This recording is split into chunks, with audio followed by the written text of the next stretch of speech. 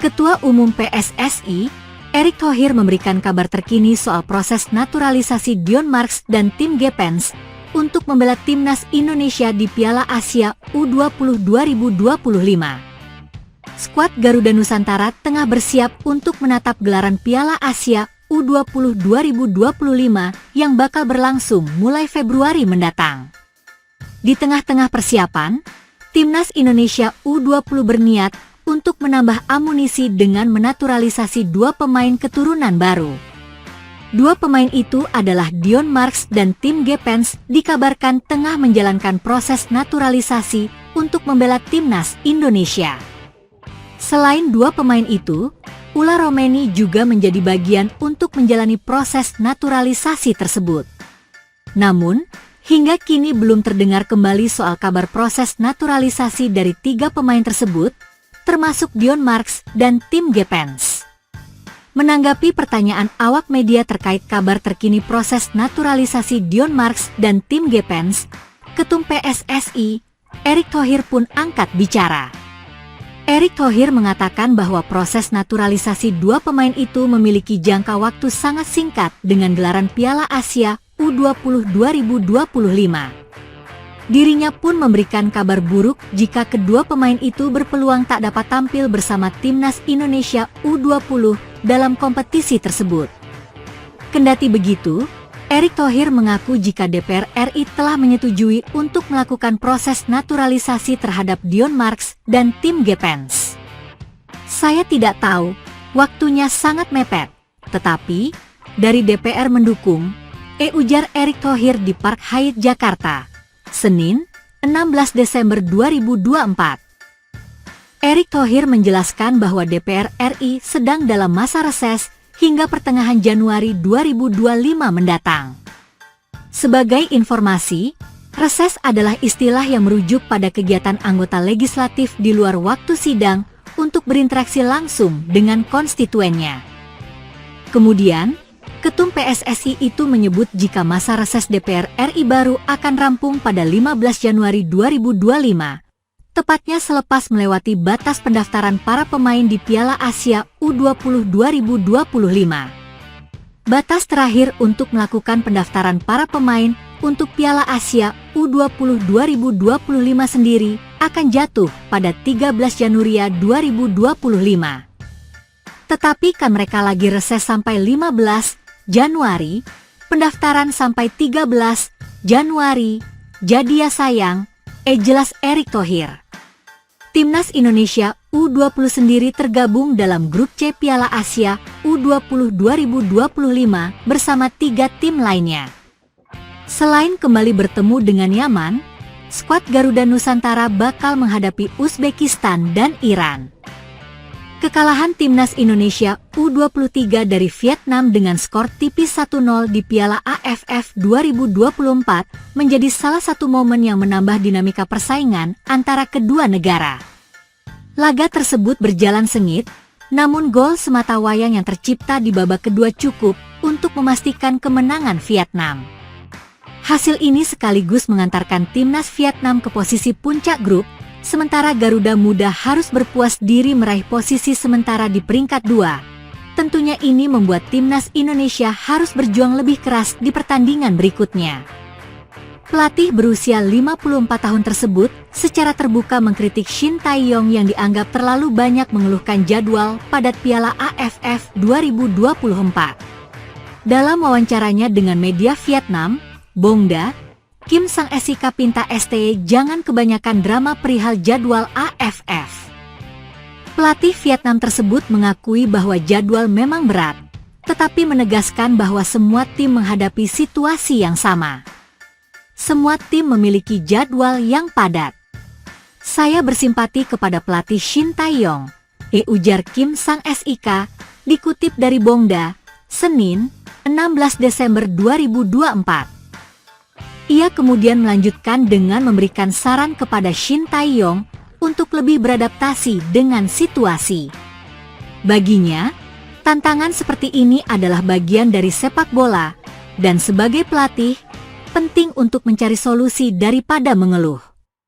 Anda harus beradaptasi. Saya bisa melakukan rotasi untuk mengatasi situasi tersebut, menambah makanan bergizi untuk para pemain. Semua tim punya masalah yang sama, jadi mereka harus menang dengan kekuatan mental, tambah Kim sang SIK. Komentar ini menjadi sorotan karena timnas Indonesia memang sedang menghadapi jadwal yang sangat padat di Piala AFF 2024.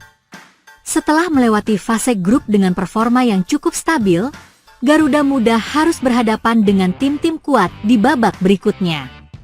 Bagi Shin Tae-yong, jadwal padat ini bukan sekadar persoalan waktu, tetapi juga berkaitan dengan kesiapan fisik dan mental para pemain.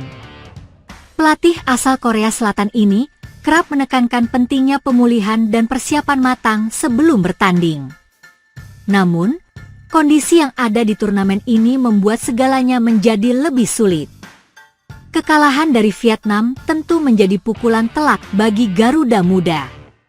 Meski permainan mereka cukup baik, gol tunggal dari Vietnam menunjukkan bahwa masih ada celah yang perlu diperbaiki, terutama dalam penyelesaian akhir dan menjaga konsentrasi di lini belakang.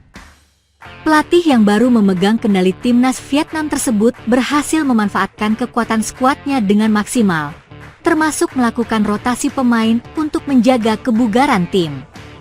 Strategi Kim sang SIK terbukti efektif, terutama dalam menghadapi tekanan di turnamen dengan jadwal yang padat.